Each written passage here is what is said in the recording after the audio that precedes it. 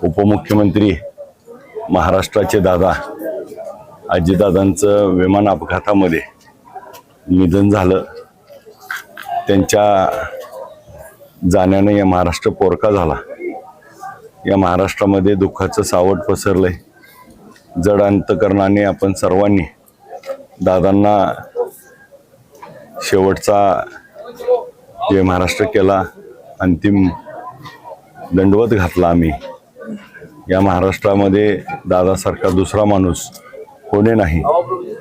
दादांना आज अस्थी श्री क्षेत्र पंढरपूर या ठिकाणी चंद्रभागा नदीमध्ये विसर्जन करण्यासाठी आले असता सर्व शोकाकुळ सर्व पदाधिकारी यांनी जड अंतकरणाने दादांच्या अस्थीचं दर्शन घेतलं आणि सर्वांनी दादांच्या आत्म्यात चिरशांती लाभो, दादांचा विचार असाच तेवत आमच्या सर्वांच्या मनात आणि दादा जसे कृतिशील नेते होते तसाच कृतीतून आम्ही आमच्या भविष्यकाळामध्ये ठेवण्याचा आम्ही सर्वजण संकल्प करून दादांच्या अस्थीचं आज विसर्जन केलंय।